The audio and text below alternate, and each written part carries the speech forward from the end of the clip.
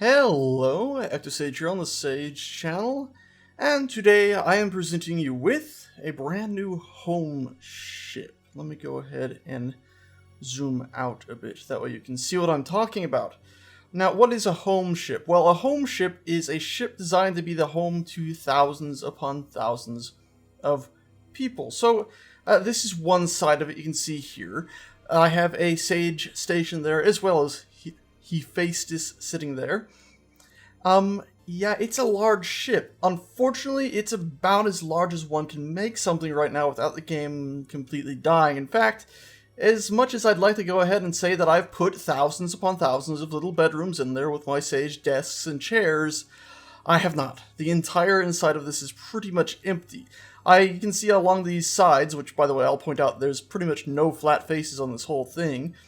You can see that we have tons and tons of small thrusters stuck in an assortment of different directions, so this large whole flat area here, which is technically all diagonal blocks, can account for propulsion in 3 different directions because of the way these thrusters are set up. I was originally thinking of digging this piece inward more as well, but I decided against it just for time's sake, because you can't do click and drags to build in large sections. With this, you have to do it block to block when they're in such an area like that.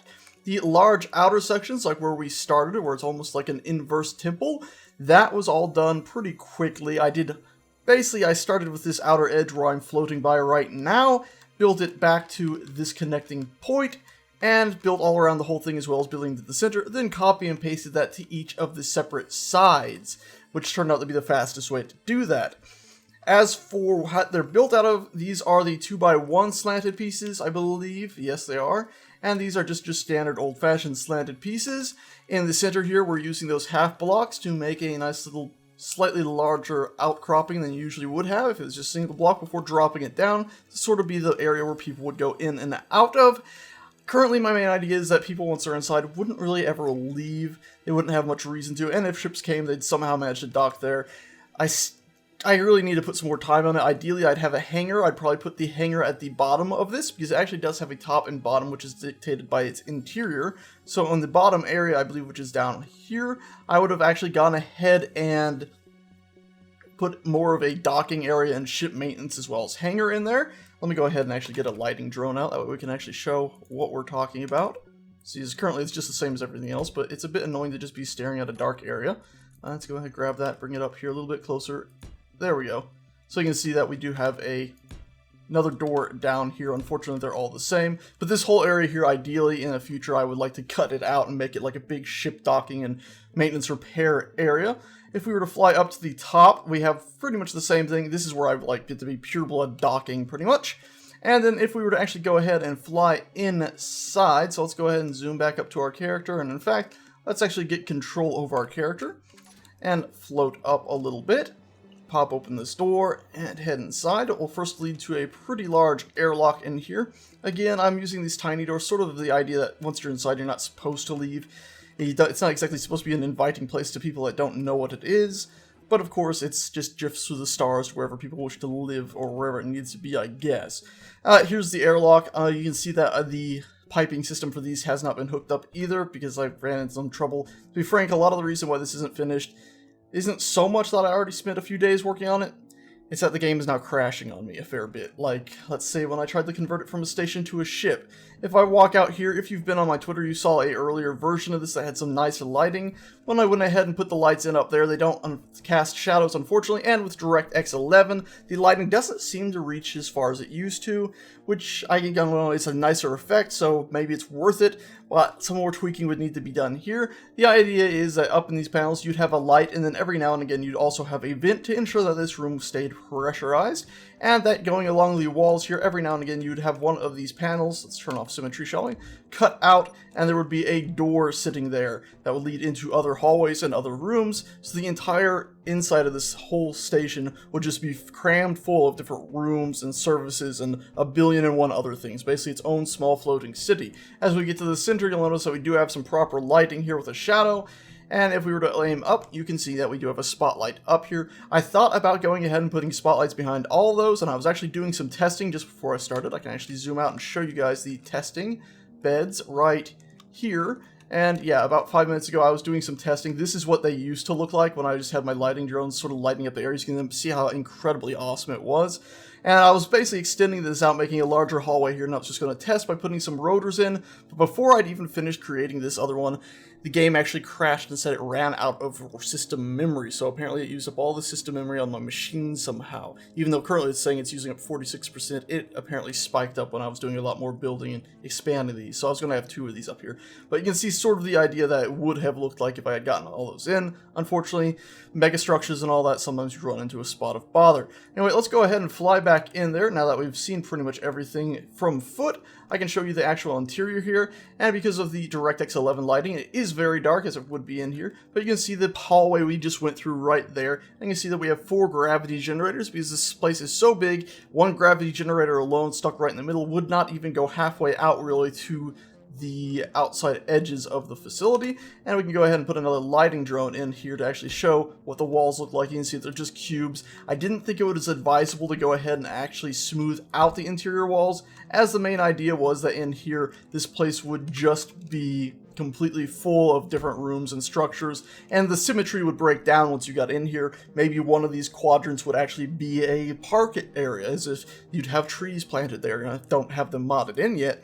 But theoretically, you could have something like that in one of these sections. Unfortunately, though, for the time being, it is just going to be a large open space. Let's see if we can get our lighting to sort of freak out a bit so we can actually see what it looks like a little bit. Aim at something bright. There we go. Our eyes have sort of adjusted to that. There you go. And you see what the inside actually looks like.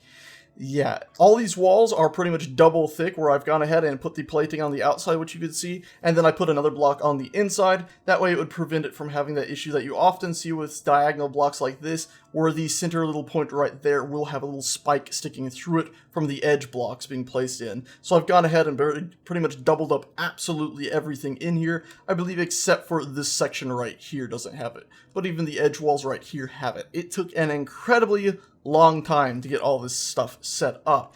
And unfortunately, I can't keep working on it because, as I said, my game is very prone to crashing. I can't even go ahead and convert this to a ship to show you guys what it looks like when it's moving, because every time I've tried to do that, I put like a bunch of large reactors just stuffed inside, and the second I click convert the ship, the game simply crashes. Unfortunately. Anyway guys, that's it. It's a short video for such a large structure, but there's not too much else to show. It's an interesting shape. I'll be putting this world up on the Steam Workshop, probably without Hephaestus and the Sage Tower, but it'll be up there nonetheless if you'd like to go ahead and grab it and attempt to go ahead and build your own interiors to it, or just blow it up. Just be warned, I have a pretty hefty machine, i7 980, and at least I think it was 22 gigs of DDR4 RAM, and I'm still having issues at this point. So good luck. It's up there if you want to try it. Yeah. Another way to show this thing's scale before I end this video is I'd like to go ahead and spawn an asteroid or two, or at least show you how big they are. So let's go ahead and find one of these. I think is pretty big. That Chinese one from the old days. This base, there we go. Spawn that in. Give it a second to actually load up. There we go. And you can see it's a pretty hefty asteroid, but it fits pretty much almost completely within the structure.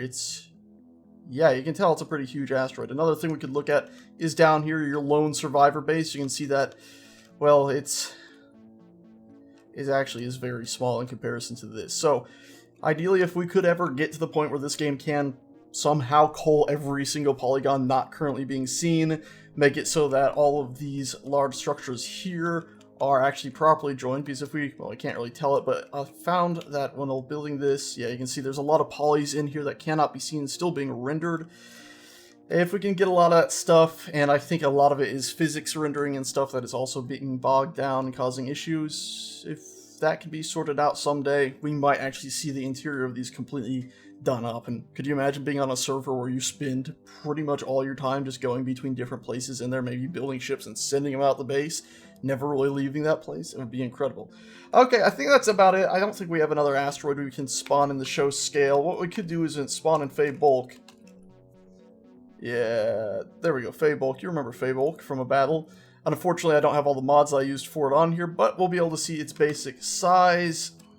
There we go. So you can see Fey Bulk is a pretty hefty ship, and it actually looks like it could do some damage here, but once again, if we decided to modify this in some way so one of these large diamond-shaped openings could actually, well, hold a ship, Fey Bolt could pretty much fit completely within it. So you could be pumping out things this size out of this thing if you converted one of these corners to be a construction area.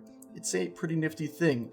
So yeah, that's that. I think I've shown everything. Any more asteroids you'd like to see in there? Unfortunately, that's a single-sided question you can't actually answer, but yeah, tours with many tunnels, 256 by whatever. That might give you guys a better idea if you're more familiar with that one.